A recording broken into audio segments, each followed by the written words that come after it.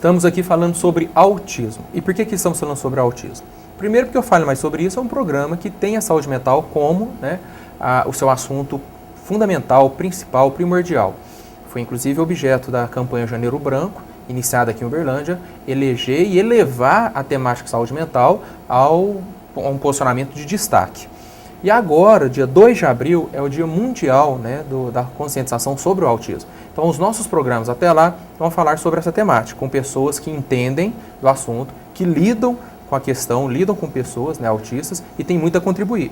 Hoje nós estamos com a enfermeira Karina Regatieri Pongelupi. Ela é enfermeira e presidente da ONG Centro de Convivência, Autismo e Otimismo aqui de Uberlândia. Karina, no bloco anterior, eu deixei uma pergunta para você responder. A importância de nós termos o autismo como um assunto muito específico e muito claro dentro das graduações dos profissionais de saúde, não só de saúde, mas dos profissionais também da área de educação, por exemplo, tendo em vista os índices. São índices alarmantes que realmente chamam a atenção? São sim, porque hoje está nascendo 1 para 88. Uma criança autista a cada 88 nascimentos. E a gente tem uma incidência maior no sexo masculino. Sim. Nascem 4 meninos para uma menina. Sim. Né? E a gente não tem como quantificar, porque ainda não tem um estudo para a gente estar fazendo um levantamento de onde que estão esses autistas. Então é tudo uma estimativa, mas estima-se que no Brasil tenha cerca de 500 mil autistas. E essa é a sua luta, junto com o pessoal da ONG, chamar a atenção para esses números, porque uma criança a cada 88, né? É muita coisa. É muita então, coisa. Então, realmente, nós temos milhares de pessoas aí com essa problemática. Isso, e a gente quer alertar, então, o município para alertar as mães que observe que seu filho tem alguma coisa, não fala, tem algum atraso, está dando muita birra, tem alguma coisa que está incomodando, está procurando a gente, tá? Para tentar ver o que tem essa criança. E a gente começar daí, fazer um levantamento de onde que está o autista em Uberlândia.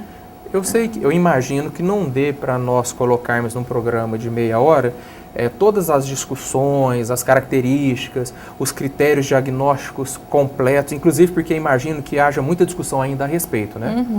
Entre psicólogos, psiquiatras, estudiosos, ainda devem estar entendendo o que entra e o que não entra como critério. Isso. Porque a ciência caminha, né? Ela se constrói processualmente ao longo do tempo. Então, no programa não dá para a gente colocar, mas eu acho que você falou uma coisa legal. Se a mãe percebe algo, o que seria mais gritante aí? Você disse dificuldade de comunicação, não se relacionar.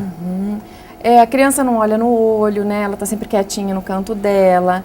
Ela geralmente não fala, tem atraso na linguagem.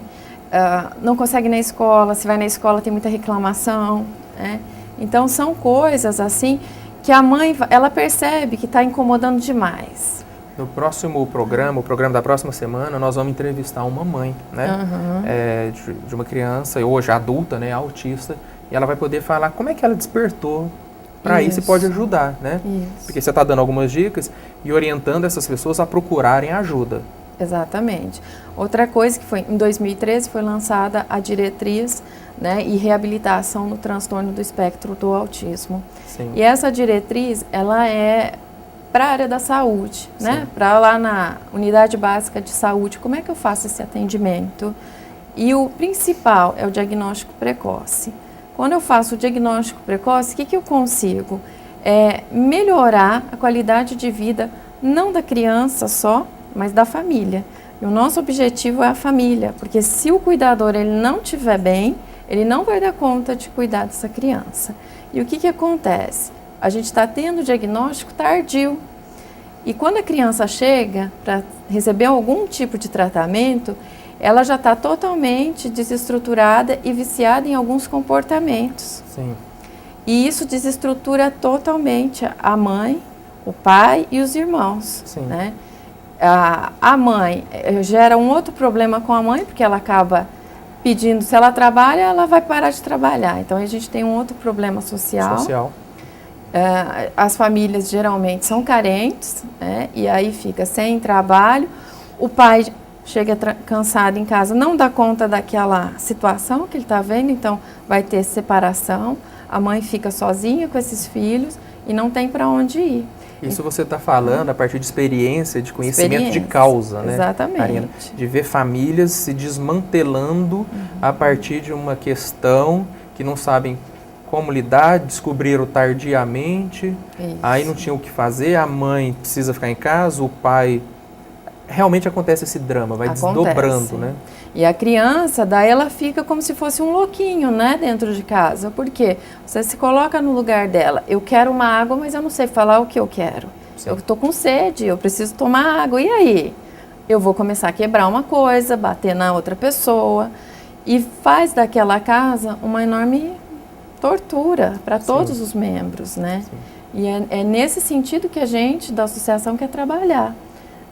Em estruturar essa mãe para ela dar conta, porque o cuidador vai ficar 24 horas com a criança. No tratamento, ele passa algumas horas. Então, a mãe tem que aprender a lidar com aquele indivíduo e passar isso para dentro de casa. Sim. Então, esse cuidador ele vai ter que estar bem fortalecido. Sim. Eu acho muito bonito esse trabalho que você, como presidente da ONG, e o pessoal que está junto com você desenvolve, porque... em certa medida, é o que nós do Fale Mais Sobre Isso tentamos a nível de saúde mental de uma maneira geral, você e vocês, no plural, né, porque você tem um grupo, com certeza estão tentando em relação ao autismo de forma específica, né? E aí, eu sei que a gente fica entre dois polos. Dizer para a mãe, sua criança tem um comportamento diferente, estranho, não consegue estabelecer comunicação direta com a própria mãe, com os irmãos, com os coleguinhas, não olha no olho, são algumas... das indicações de que há um problema, né? Como eu disse, não dá pra gente apontar tudo. Mas também não queremos alarmar a sociedade. A criança não comunica, então autismo. Não é isso que a gente está falando e nem fazendo. Mas chamando a atenção para um problema que nunca teve a devida atenção. O que é importante, eu saber, né? Por que meu filho está desse jeito? Como o diagnóstico demora, não importa pra gente se ele é autista ou não. Porque se ele está apresentando algum comportamento diferente, ele vai ter que tratar. Então, o diagnóstico para a gente é o de menos. Se aquela criança não fala, a gente vai ter que ensinar ela a falar ou ver qual que é o problema porque ela não fale, né? Então, quando chega para a gente, não me interessa se está com um diagnóstico, me interessa o que eu posso fazer para que essa criança comece a ter uma vida melhor. Sim. Até a gente conseguir o diagnóstico. Só que, nesse momento, até o diagnóstico, é uma tortura para a família.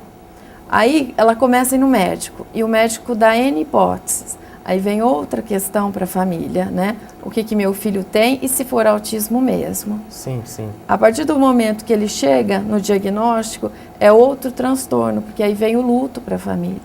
De não aceitar aquele indivíduo. No próximo bloco nós vamos falar sobre isso, porque eu acho que vai ser muito legal quando a mãe vier também falar como que foi para a família, né, esse diagnóstico. Voltamos falando mais. Em breve, rapidinho, a gente está de volta falando sobre... E ao recebimento da notícia, e aí, o que fazer com essa notícia? Nos aguardem.